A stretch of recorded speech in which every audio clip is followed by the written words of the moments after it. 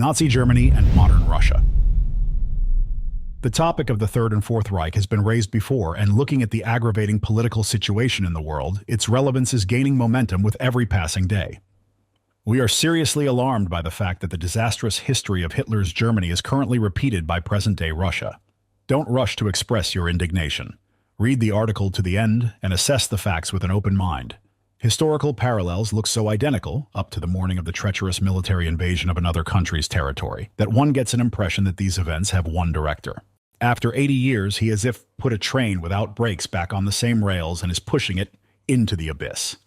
And it is us, dear readers, who are inside its cars. Even though we're on the other side of the globe geographically, we too are riding this infernal train as passengers. This association is not exaggerated or bizarre. If World War III breaks out, we'll regret we were born, as it will affect everyone.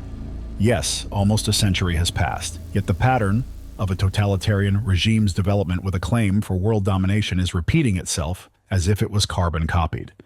Certainly, times have changed, and the geopolitical layout of the world map is completely different today. If fascist Germany, driven by racial ideas of superiority of its leaders, openly sought total domination over other countries, the leaders of modern Russia, rather at the dictation of those behind them, are trying to justify the beginning of a bloody war by fair, as they believe, arguments of defense against NATO's expansion to the east. Is everything so unambiguous in this tragic tale? Or is there anything that remains in the shadows? In our opinion, this game is not as simple as it seems. We will not go into details of political discord, but will consider two highly similar schemes where a familiar mechanism of fight against dissent was employed in implementing someone's global and covert plans. The subject of our study is anti-cultists. In the article Anti-cultism During the Rise of Fascist Germany, we describe the role of German sect fighters in inciting, aiding, and ideological support of the Nazi regime. Moreover, we are convinced that the Nazis wouldn't have become the brutal Nazis they were without instigators such as anti-cultists and Protestant preachers behind their backs. This publication is a logical sequel of the aforesaid article, except that the scene is moved to our time, to the territory of the country that suffered the most at the hands of Hitler's invaders in World War II, to Russia. From the previous article, it became clear that the attack on the USSR was preceded by a lengthy preparatory period within Germany, in which one can identify several factors or implemented stages. Ideology of superiority. Establishment of a dominant religion. Suppression of dissent. Massive war propaganda. This resulted in unleashing a bloody invasion war that killed about 70 million people all over the planet. Pre-war Germany. Using Nazi Germany as an example, we can observe the following facts. 1. Ideology of superiority. In short, the policy of racial discrimination, including ideas of the superiority of the Aryan race and the concept of racial hygiene, was based on a rattling occult mixture of radical theories of George Gurdjieff, Martin Luther, Josef Lanz, Karl Haushofer, and Hans Gunther, and manipulation on the part of the influential secret order the Green Dragon. Calling things by their proper names, we must say that the roots of the largest war in the history of humankind, which broke out in the 20th century, go down to the very real anti-cultism. After all, radical anti-cultist views had been shaped long before the emergence of Adolf Hitler. 2. Establishment of a dominant religion. A pro-Nazi church movement, the German Christians, which arose within the evangelical Lutheran Church, calling themselves the Stormtroopers of Jesus Christ, took control of the entire church in 1932 and became the dominant religion in Germany. 3. Fight against dissent. The Apologetic Center for Combating Sects appeared in 1921, and right up to the beginning of the World War II, it closely cooperated with the Nazis in stirring anti-Semitic attitudes and exterminating dissenters. In our opinion, anti-cultists played one of the main roles in conditioning public consciousness towards war. 4. Massive war propaganda. From 1933 to 1945, the Nazi Minister of Propaganda, Joseph Goebbels, consolidated in his hands all the vital levers of control over the press, radio, cinema, and other spheres of German culture. Through a combination of demagogical rhetoric, skillfully staged mass events, and effective use of modern technology, primarily radio and cinema, for propagandistic purposes, he succeeded in infecting large strata of the German nation with ideas of National Socialism and defaming communists, social democrats, Jews, and members of religious minorities. Let's move on to modern Russia. We don't have a goal to carry out a deep analysis and expose all Russian adherents of fascism because there are far-rightists and nationalists in almost every country. Our task is different. It is to look at the picture globally and try to understand. Is this really a scenario written by one invisible hand, or an incredible series of coincidences that has led to the same outcome, the start of a great war? For this purpose, we'll endeavor to examine the factors started above. Let's start answering the questions. 1. Is there an ideology of racial superiority in present-day Russia? The answer is yes, absolutely. The ideas of national God-chosenness are present, and they are widely discussed and popularized by ideologists, clergymen, public figures, political scientists in books, in mass media, and on numerous internet portals. They are coded in people's consciousness, which means they are used as a foundation. And this is a very important aspect.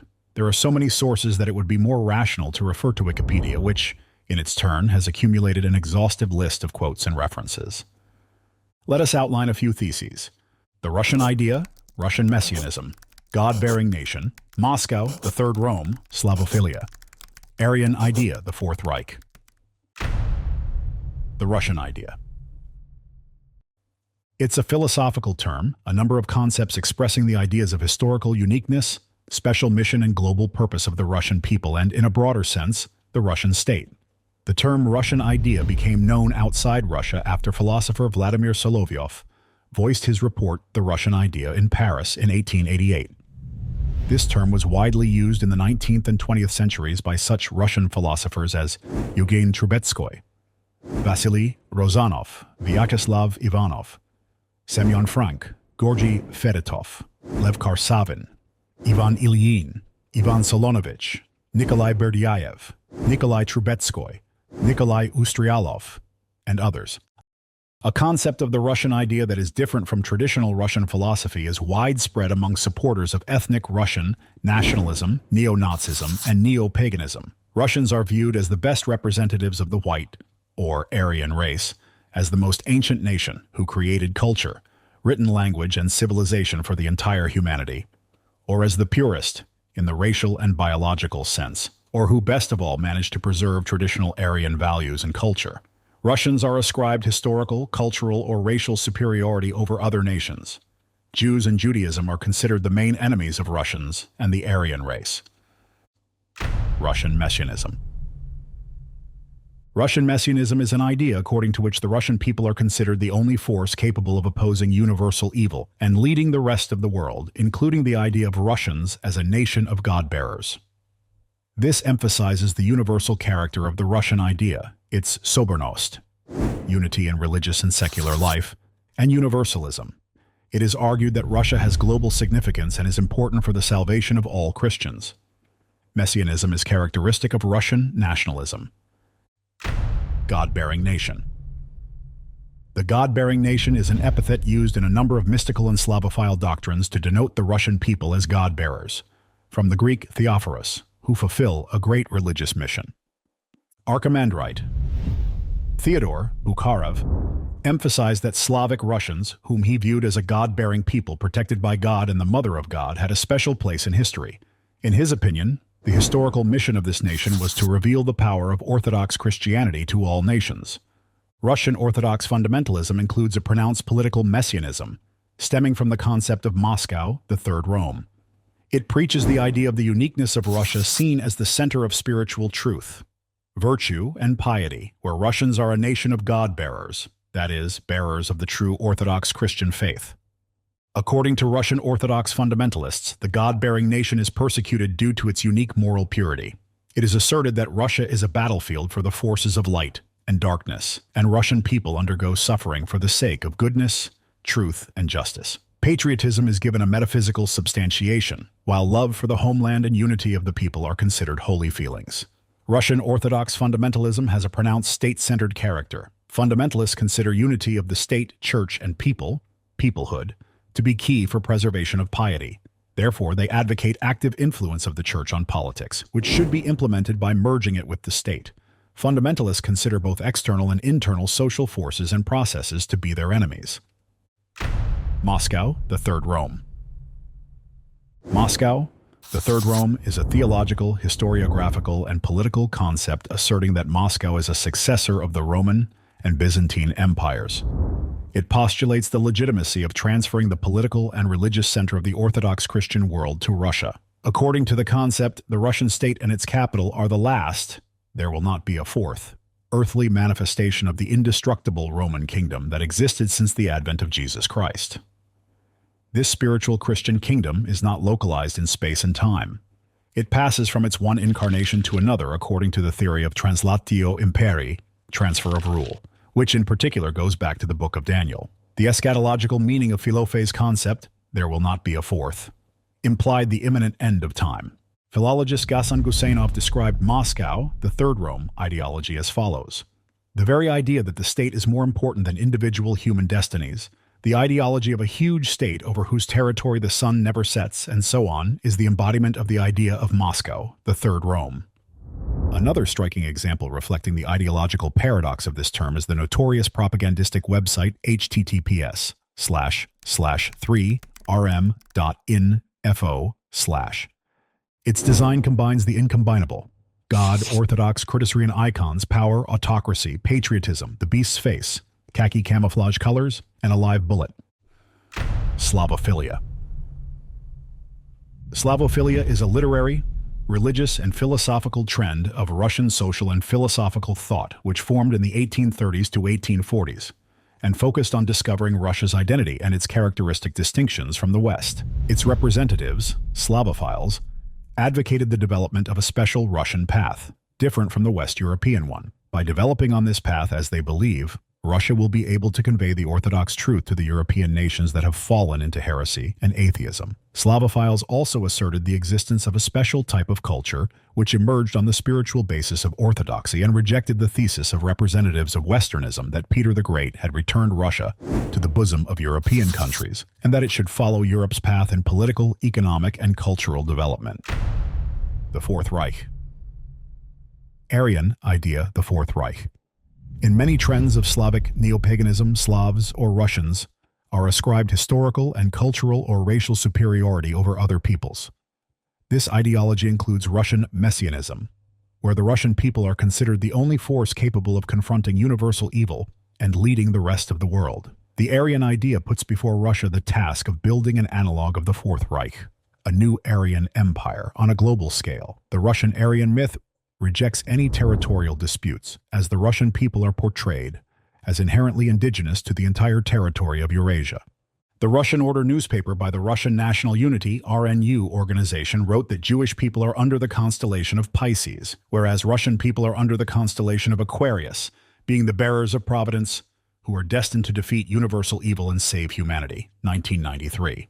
Alexander Barkashov, the RNU leader, proclaimed the beginning of the Age of Russia, which would first manifest itself in bringing order to Russia itself, and then the country would gain world domination. Russians are the God-bearing people, while the Jews are God-fighters, the embodiment of absolute evil, of the devil. He claims that Jews organized the genocide of the Russian people after 1917.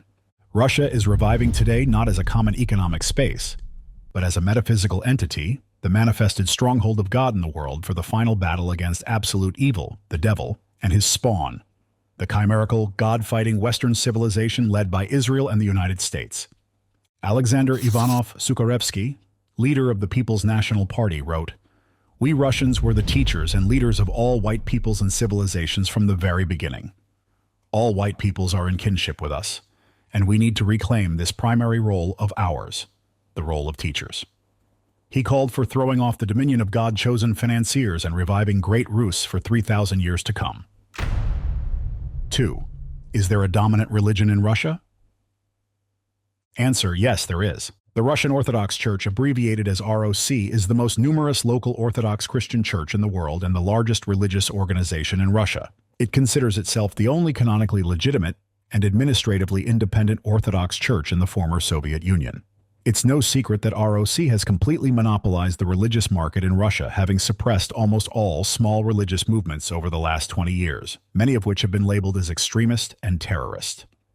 As of early 2019, the Russian Orthodox Church had 309 dioceses, with 382 archbishops, 35,677 priests, and 4,837 deacons, 38,649 parishes, 474 male and 498 female monasteries, with 5,883 monks and 9,687 nuns, respectively, including those in the process of taking vows.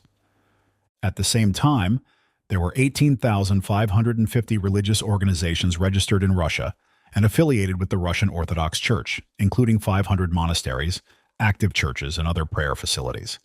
In conclusion, ROC has totally monopolized the spiritual salvation market in Russia and holds absolute power in this realm. 3. Is there suppression of dissent in Russia? Suppression of dissent by the Russian Orthodox Church has been effectively carried out by anti-cult activists led by Russia's chief sect fighter, Alexander Dvorkin.